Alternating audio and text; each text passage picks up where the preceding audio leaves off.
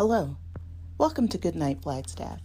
I'm Kara House, and it is my pleasure to read with you one of my favorite books, The Lord of the Rings, The Two Towers. Thank you for tuning into our community story time. You can find a new chapter from one of our favorite family-friendly books at 8 p.m. each weeknight on the Literacy Center's YouTube channel and on Crater Radio, a local online radio station. The previous chapter is replayed on Crater Radio each weeknight at about 7:30, just before the new chapter airs. You can also listen to all previous Goodnight Flagstaff recordings on YouTube. We are currently reading The Two Towers by J.R.R. Tolkien. If you'd like to check it out to read along with us at home, it is available at the library. Check out one of our books today with your Coconino County Library card. Please email us if you'd like to join our team of readers and connect with your community through stories. All ages are welcome. Our email is goodnightflagstaff@gmail.com. Last time we read together, Legolas, Aragorn, Merry, and Pippin met up with Gandalf, Theoden, and his men. Treebeard and his clan were also there, and everyone discussed what to do next. All except Treebeard and the others with him, who decided to go seek out Saruman at Orthanc. While this caused great concern, Gandalf was determined to try to convince Saruman to leave Orthanc. What happened during that meeting? Let's see. The Palantir. The sun was sinking behind the long western arm of the mountains when Gandalf and his companions and the king with his riders set out again from Isengard. Gandalf took Merry behind him, and Aragorn took Pippin. Two of the king's men went on ahead, riding swiftly, and passed soon out of sight down into the valley. The others followed at an easy pace. Ents in a solemn row stood like statues at the gate, with their long arms uplifted, but they made no sound. Merry and Pippin looked back when they had passed some way down the winding road. Sunlight was still shining in the sky, but long shadows reached over Isengard, gray ruins falling into darkness. Treebeard stood alone there now, like the distant stump of an old tree. The hobbits thought of their first meeting upon the sunny ledge far away on the borders of Fangorn. They came to the pillar of the White Hand. The pillar was still standing, but the graven hand had been thrown down and broken into small pieces. Right in the middle of the road the long forefinger lay, white in the dusk, its red nail darkened to black. "The Ents pay attention to every detail," said Gandalf. They rode on, and evening deepened in the valley. "Are we riding far tonight, Gandalf?" asked Merry after a while. "I don't know how you feel with small Ragtag dangling behind you, but the Ragtag is tired and will be glad to stop dangling and lie down." "So you heard that," said Gandalf. "Don't let it rankle. Be thankful no longer words were aimed at you. He had his eyes on you. If it is any comfort to your pride, I should say that, at the moment, you and Pippin are more in his thoughts than all the rest of us. Who you are, how you came there, and why, what you know, whether you were captured, and if so, how you escaped when all the orcs perished. It is with those little riddles that the great mind of Saruman is troubled. A sneer from him, Meriadoc, is a compliment, if you feel honored by his concern." "Thank you," said Merry, "but it is a greater honor to dangle at your tail, Gandalf. For one thing, in that position one has a chance of putting a question a second time. Are we riding far tonight?" Gandalf laughed. "A most unquenchable hobbit. All wizards should have a hobbit or two in their care, to teach them the meaning of the word and to correct them. I beg your pardon, but I have given thought even to these simple matters. We will ride for a few hours gently, until we come to the end of the valley. Tomorrow we must ride faster. When we came, we meant to go straight from Isengard back to the king's house at Edoras over the plains, a ride of some days, but we have taken thought and changed the plan. Messengers have gone ahead to Helm's Deep to warn them that the king is returning tomorrow. He will ride from there with many men to Dunharrow by paths among the hills. From now on, no more than 2 or 3 together are to go openly over the land, by day or night, when it can be avoided. Nothing or a double helping is your way, said Mary. I am afraid I was not looking beyond tonight's bed. Where and what are Helm's Deep and all the rest of it? I don't know anything about this country. Then you'd best learn something if you wish to understand what is happening. But not just now, and not from me. I have too many pressing things to think about. All right. I'll tackle Strider by the campfire. He's less testy. But why all this secrecy? I thought we'd won the battle.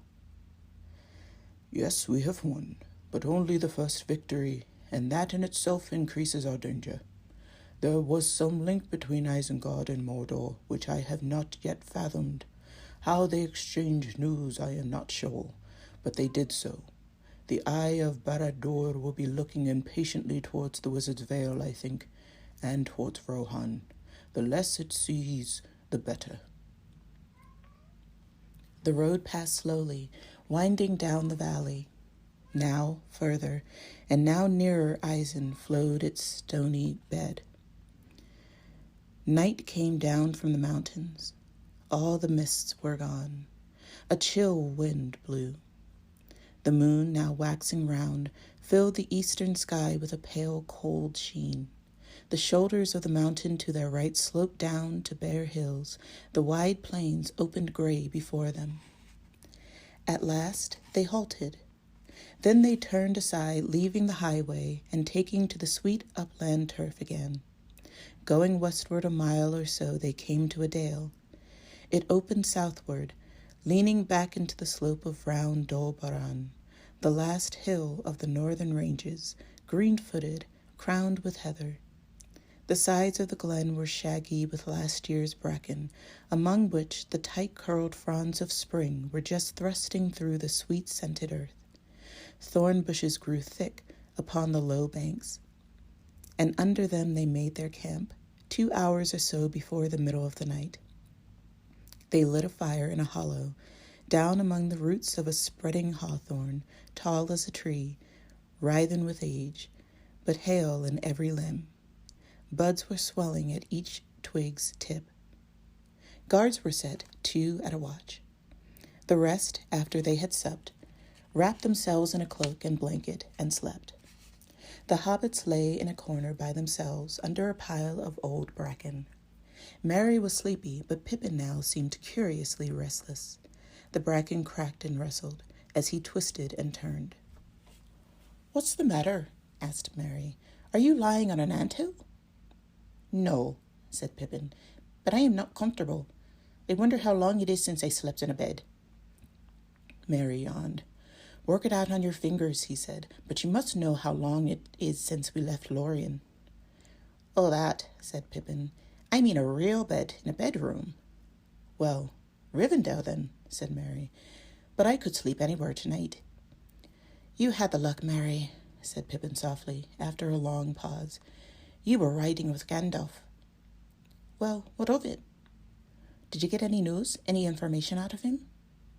"Yes, a good deal. More than usual. But you heard it all or most of it. You were close by, and we were talking no secrets. But you can go with him tomorrow if you think you can get more out of him, and if he'll have you." "Can I? Good. But he's close, isn't he? Not changed at all." "Oh, yes, he is," said Merry, waking up a little and beginning to wonder what was bothering his companion. "He has grown, or something. He can be both kinder and more alarming, merrier and more solemn than before, I think. He has changed, but we have not a chance to see how much yet. But I think the last part of that business was Saruman. Remember, Saruman was once Gandalf's superior, head of the council, whatever that may be exactly. He was Saruman the White. Gandalf is the White now.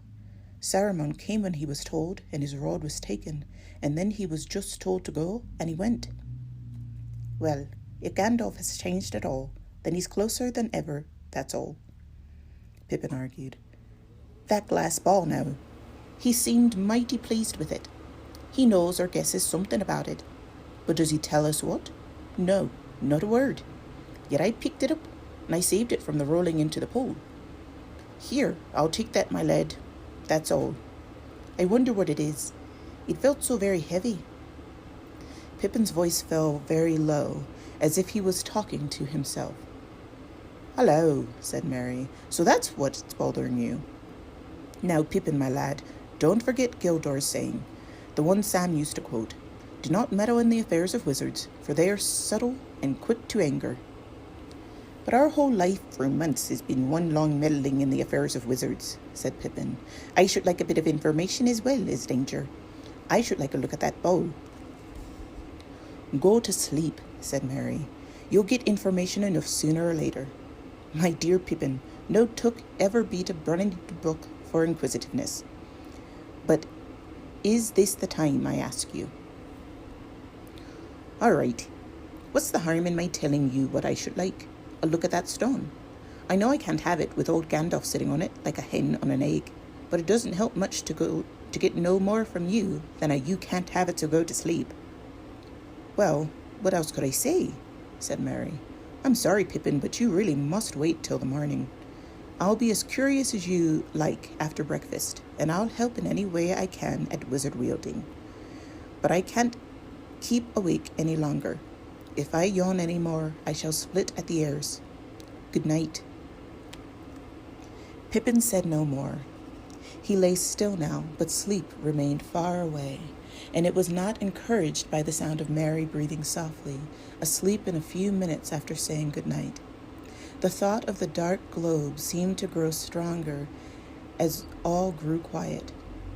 Pippin felt again its weight in his hands, and saw again the mysterious red depths into which he had looked for a moment. He tossed and turned and tried to think of something else. At last, he could stand it no longer. He got up and looked around. It was chilly, and he was wrapping his cloak about him. The moon was shining cold and white down into the dell, and the shadows of the bushes were black. All about lay sleeping shapes. The two guards were not in view. They were up on the hill, perhaps, or hidden in the bracken. Driven by some impulse that he did not understand, Pippin walked softly to where Gandalf lay. He looked down at him. The wizard seemed asleep, but with lids not fully closed. There was a glitter of eyes under his long lashes. Pippin stepped back hastily, but Gandalf made no sign, and drawn forward once more, half against his will, the hobbit crept up again from behind the wizard's head. He was rolled in a blanket, with his cloak spread over the top, and close beside him, between his right side and his bent arm, there was a hummock, something round wrapped in a dark cloth. His hand seemed only just to have slipped off it to the ground. Hardly breathing, Pippin crept nearer, foot by foot. At last he knelt down. Then he put his hands out stealthily and slowly lifted the lump up. It did not seem quite so heavy as he had expected. Only some bundle of oddments, perhaps, after all, he thought, with a strange sense of relief. But he did not put the bundle down again. He stood for a moment clasping it. Then an idea came into his head. He tiptoed away, found a large stone, and came back. Quickly now he drew off the cloth, wrapped the stone in it, and kneeling down, laid it back by the wizard's hand. Then at last he looked at the thing he had uncovered. There it was, a smooth globe of crystal, now dark and dead, lying bare between his knees. Pippin lifted it, covered it hurriedly in his own cloak, and half turned to go back to his bed. At that moment, Gandalf moved in his sleep and muttered some words. They seemed to be in a strange tongue. His hand groped out and clasped the wrapped stone. Then he sighed, and did not move again. "You idiotic fool," Pippin muttered to himself. "You're going to get yourself into frightful trouble. Put it back quick." But he found now that his knees quaked, and he did not dare to go near enough to the wizard to reach the bundle. "I'll never get it back now without waking him," he thought, "not till I'm a bit calmer. So I may as well have a look first. Not just here, though." He stole away and sat down on a grill hillock not far from his bed. The moon looked in over the edge of the dell. Pippin sat with his knees drawn up and the ball between them. He bent low over it, looking like a greedy child stooping over a bowl of food in a corner away from others. He drew his cloak aside and gazed at it. The air seemed still and tense about him. At first the globe was dark, black as jet, with the moonlight gleaming on its surface. Then there came a faint glow and stir in the heart of it, and it held his eyes so that now he could not look away. Soon all the inside seemed on fire. The ball was spinning, or the lights within were revolving. Suddenly the lights went out. He gave a gasp and struggled, but he remained bent, clasping the ball with both hands. Closer and closer he bent, and then became rigid. His lips moved soundlessly for a while. Then, with a strangled cry, he fell back and lay still. The cry was piercing. The guards leaped down from the banks. All the camp was soon astir. "So this is the thief," said Gandalf. Hastily he cast his cloak over the globe where it lay. "But you, Pippin, this is a grievous turn to things." He knelt by Pippin's body. The hobbit was lying on his back, rigid, with unseeing eyes staring up at the sky. "The devilry! What mischief has he done to himself and to all of us?" The wizard's face was drawn and haggard. He took Pippin's hand and bent over his face, listening for his breath. Then he laid his hands on his brow. The hobbit shuddered. His eyes closed.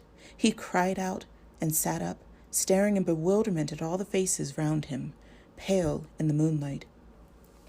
"It is not for you, Saruman," he cried in a shrill and toneless voice, shrinking away from Gandalf. "I will send it for it at once. Do you understand? Say just that." Then he struggled to get up and escape, but Gandalf held him gently and firmly. "Peregrine Took," he said, "come back." The hobbit relaxed and fell back, clinging to the wizard's hand. "Gandalf," he cried. "Gandalf, forgive me." "Forgive you?" said the wizard. "Tell me first what you have done."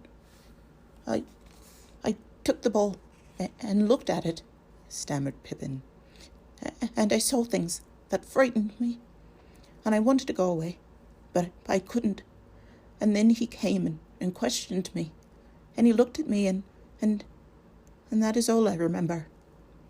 "That won't do," said Gandalf sternly. "What did you see, and what did you say?" Pippin shut his eyes and shivered, but said nothing. They all stared at him in silence except Merry, who turned away. But Gandalf's face was still hard. "Speak," he said. In a low, hesitating voice, Pippin began again, and slowly his words grew clearer and stronger. I saw a dark sky, and dark, tall battlements," he said, "and tiny stars. It seemed very far away and long ago, yet hard and clear. Then the stars went in and out. They were cut off by things with wings. Very big, I think, really. But in the glass they looked like bats wheeling round the tower. I thought there were 9 of them. One began to fly straight towards me, getting bigger and bigger. It had a horrible... No, I can't say.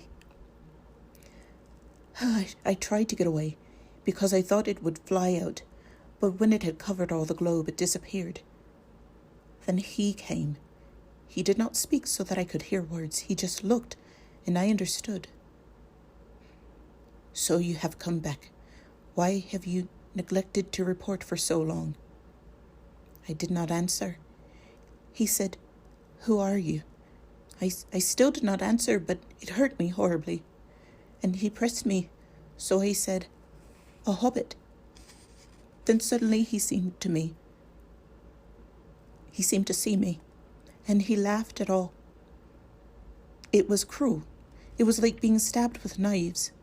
I struggled, but he said, "Wait a moment. We shall meet again soon. Tell Saruman that this dainty is not for him. I will send for it at once. Do you understand? Say just that." Then he gloated over me. I felt I was falling to pieces. No, I can't say any more. I don't remember anything else." "Look at me," said Gandalf. Pippin looked up straight into his eyes. The wizard held his gaze for a moment in silence. Then his face grew gentler, and the shadow of a smile appeared. He laid his hand softly on Pippin's head. "All right," he said. "Say no more. You have taken no harm. There is no lie in your eyes, as I feared. But he did not speak long with you. A fool, but an honest fool you remain, Peregrine Took. Wiser ones might have done worse in such a pass. But mark this, you have been saved, and all your friends too, mainly by good fortune, as it is called. You cannot count on it a second time. If he had questioned you, then and there, almost certainly you would have told all that you knew, to the ruin of us all. But he was too eager. He did not want information only. He wanted you, quickly, so that he could deal with you in the Dark Tower slowly. Don't shudder. If you will meddle in the affairs of wizards, you must be prepared to think of such things. But come, I forgive you. Be comforted. Things have not turned out as evilly as they might." He lifted Pippin gently and carried him back to his bed. Merry followed and sat down beside him. "Lie there and rest if you can, Pippin," said Gandalf. "Trust me. If you feel an itch in your palms again, tell me of it. Such things can be cured. But anyway, my dear hobbit, don't put a lump of rock under my elbow again. Now, I will leave you two together for a while." With that, Gandalf returned to the others, who were still standing by the Orthanc stone, in troubled thought. "Peril comes in the night when least expected," he said. "We have had a narrow escape." "How is the hobbit, Pippin?" asked Aragorn. "I think all will be well now," answered Gandalf. "He was not held long, and hobbits have an amazing power of recovery. The memory, or the horror of it, will probably fade quickly. Too quickly, perhaps. Will you, Aragorn, take the Orthanc stone and guard it? It is a dangerous charge." "Dangerous indeed, but not to all," said Aragorn. "There is one who may claim it by right. For this assuredly is the Palantir of Orthanc from the treasury of Elendil, set here by the kings of Gondor. Now my hour draws near. I will take it." Gandalf looked at Aragorn, and then, to the surprise of the others, he lifted the covered stone and bowed as he presented it. "Receive it, Lord," he said, "in earnest of other things that shall be given back. But if I may counsel you in the use of your own, do not use it. Yet be wary." "When have I been hasty or unwary, who have waited and prepared for so many long years?" said Aragorn. "Never yet. Do not then stumble at the end of the road," answered Gandalf. "But at the least keep this thing secret. You and all others that stand here. The hobbit Peregrine, above all, should not know where it is bestowed. The evil fit may come on him again. For alas, he has handled it and looked in it, as should never have happened. He ought never to have touched it in Isengard, and there I should have been quicker. But my mind was bent on Saruman, and I did not at once guess the nature of the stone. Then I was weary, and as I lay pondering it, sleep overcame me. Now I know." Yes, there can be no doubt, said Aragorn. At last we know the link between Isengard and Mordor, and how it worked.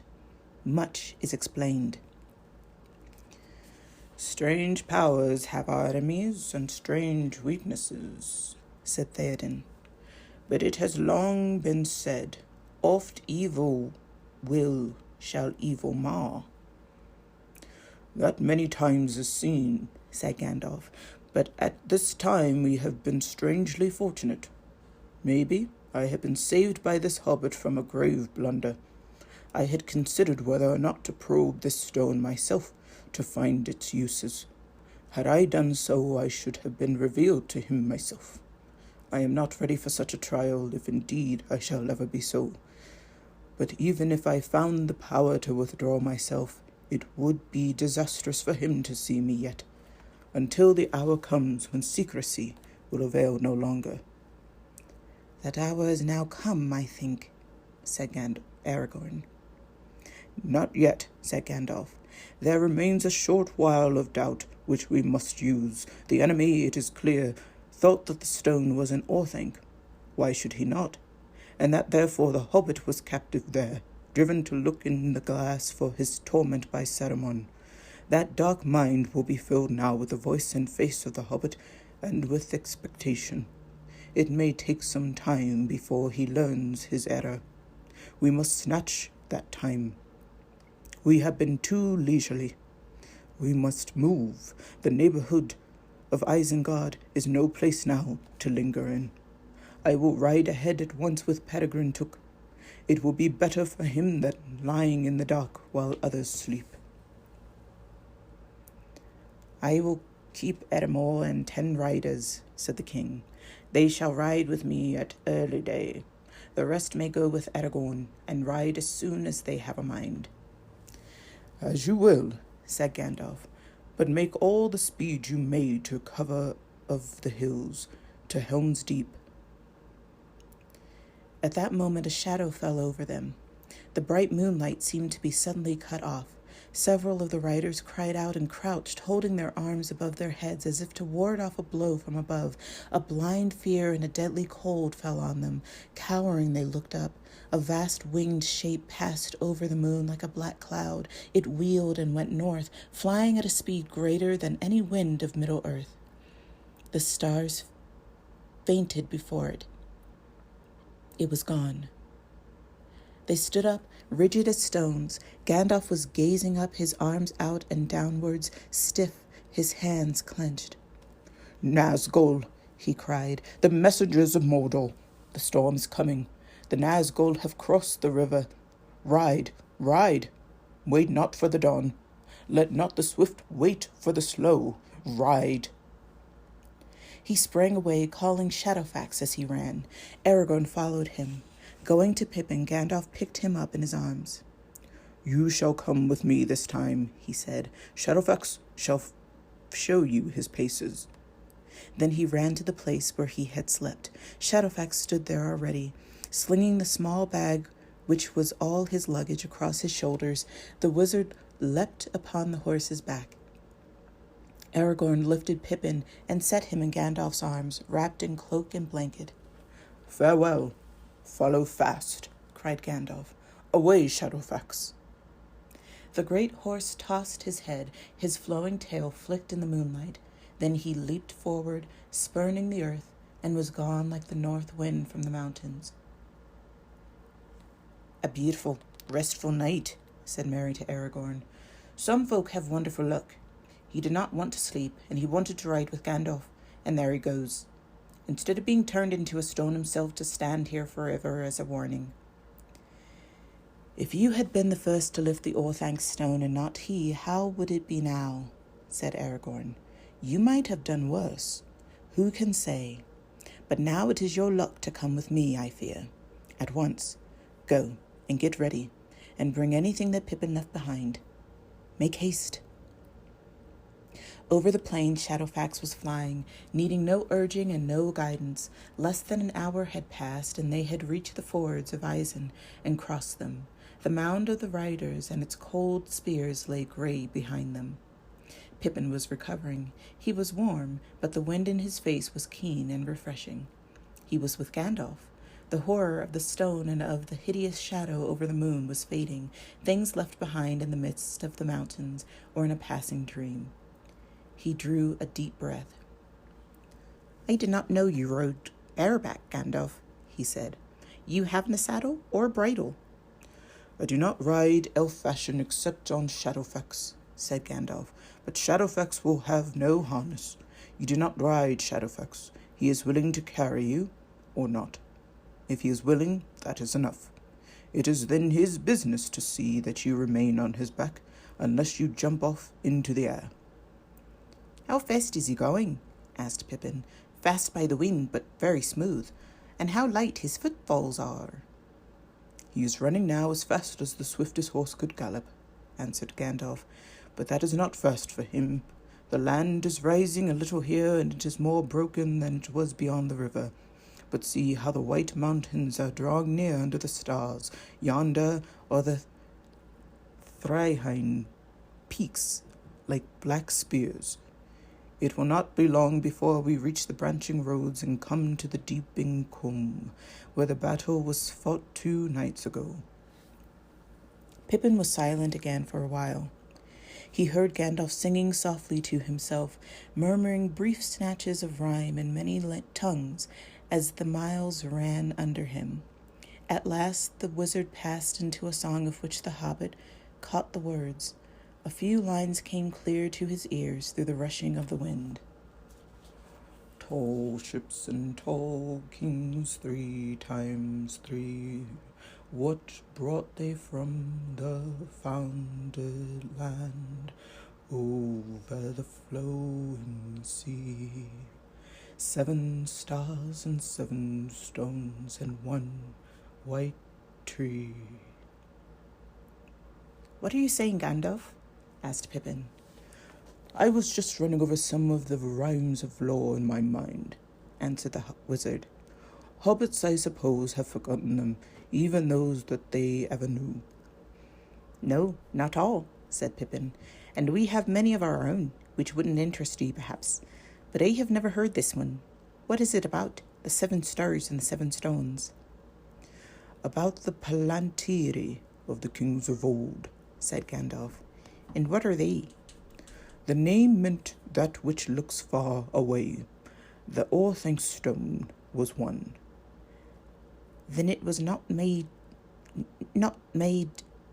Pippin hesitated, by the enemy?"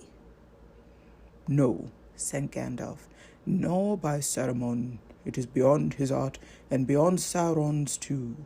The Palantiri came from beyond Western East, from Eldamar. The Noldor made them. Feanor himself, maybe, wrought them in days so long ago that the time cannot be measured in years. But there is nothing that Sauron cannot turn to evil usage. Alas for Saruman! It was his downfall, as I now perceive. Perilous to use. To us all are the devices of an art deeper than we possess ourselves. Yet he must bear the blame. Fool, to keep it secret for his own profit. No word did he ever speak of it to any of the council. We had not yet given thought to the fate of the Palantiri of Gondor in its ruinous walls. By men they were almost forgotten. Even in Gondor they were a secret known only to a few. In Arnor they were remembered only in a rhyme of lore among the Dúnedain." "What do the men of old use them for?" asked Pippin, delighted and astonished at getting answers to so many questions, and wondering how long it would last. "To see far off, and to converse in thought with one another," said Gandalf. "In that way they long guarded and united the realm of Gondor.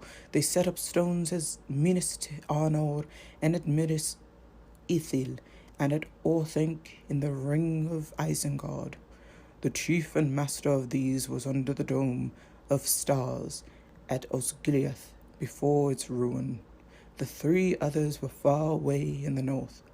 In the house of Elrond it is told that they were at Anúminas and Amonsul, An Elendil stone was on the tower hills that looked towards Mithlund in the Gulf of Lune, where the grey ships lie. Each Palantir replied to each, but all those in Gondor were ever open to the view of Osgiliath. Now it appears that, as the rock of Orthanc has withstood the storms of time, so there the Palantir of that tower has remained. But alone it could do nothing but see small images of things far off and days remote. Very useful, no doubt, that was to Saruman. Yet it seemed that he was not content. Further and further abroad he gazed until he cast his gaze upon Barad-dûr. There he was caught. Who knows where the lost stones of Arnor and Gondor now lie, buried or drowned deep? But one, at least, Sauron must have obtained and mastered to his purposes. I guess that it was the Ether Stone, for he took Minas Ithil long ago and turned it into an evil place. Minas Morgul it has become. Easy it is now to guess how quickly the roving eye of Saruman was trapped and held, and how ever since he has been persuaded from afar, and daunted with persuasion would not serve. The bitter bit, the hook under the eagle's foot, the spider in a steel web. How long, I wonder, has he been constrained to come often to his glass for inspection and instruction, and the Orthanc stone so bent towards Barad-dûr that, if any save a will of adamant now looked into it, it will bear his mind and sight swiftly thither. And how it draws one to itself! Have I not felt it? Even now my heart desires to test my will upon it, to see if I could not wrench it from him and turn it where I would, to look across the wide seas of water and of time to Tirion the fair, and perceive the unimaginable hand and mind of Feanor at their work, while both the white tree and the golden were in flower. He sighed and fell silent. I wish I had known all this before, said Pippin. I had no notion of what I was doing. Oh, yes, you had, said Gandalf. You knew you were behaving wrongly and foolishly, and you told yourself so, though you did not listen. I did not tell you all this before, because it is only by musing on all that has happened that I have at last understood, even as we ride together. But if I had spoken sooner, it would not have lessened your desire, or made it easier to resist. On the contrary, no, the burned hand teaches best. After that, advice about fire goes to the heart. It does, said Pippin. If all the 7 stones were laid out before me now, I should shut my eyes and put my hands in my pockets. Good, said Gandalf. That is what I hoped. But I should like to know, Pippin began. Mercy, cried Gandalf. If the giving of information is to be the cure of your inquisitiveness, I shall spend all the rest of my days in answering you. What more do you want to know? The names of all the stars, and of all the living things, and the whole history of Middle-earth, and over heaven, and of the sundering seas, laughed Pippin. Of course, but less. But I am not in a hurry tonight. At the moment I was just wondering about the Black Shadow. I heard you shout, Messenger of Mordor. What was it? What could it do at Isengard? It was a black rider on wings, a Nazgul, said Gandalf. It could have taken you away to the Dark Tower. But it was not coming for me, was it? Faltered Pippin. I mean, it didn't know that I had... Of course not, said Gandalf. It is 200 leagues or more in straight flight from Barad-dûr to Orthanc, and even a Nazgul would take a few hours to fly between them. But Saruman certainly looked in the stone since the Orc raid, and more of his secret thought, I do not doubt, has been read than he intended.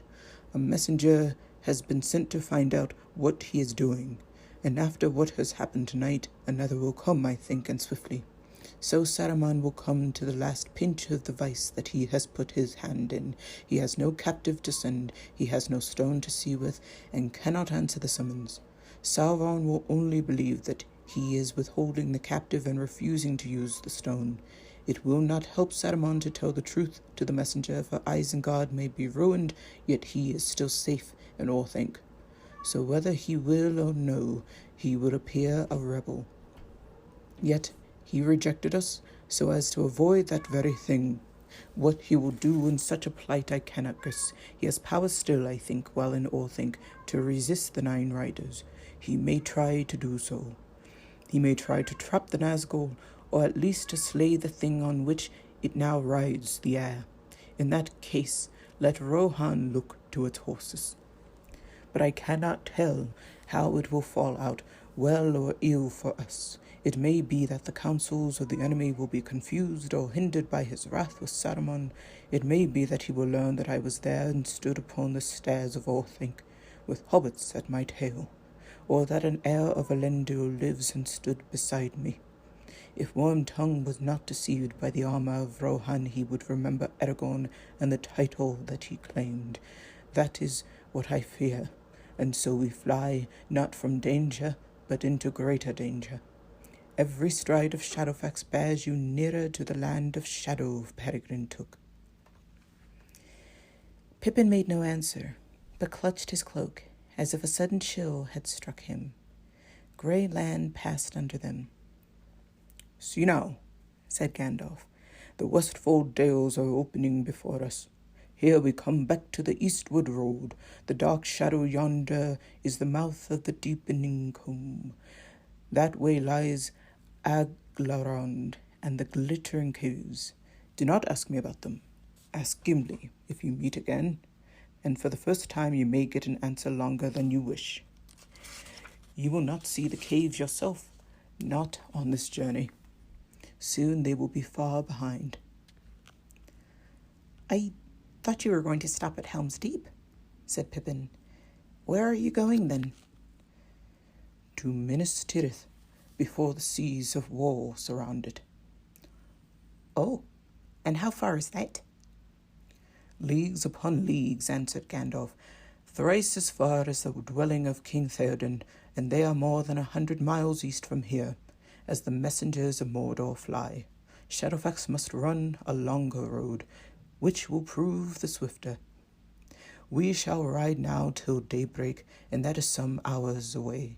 Then even Shadowfax must rest in some hollow of the hills, at Edoras, I hope. Sleep if you can.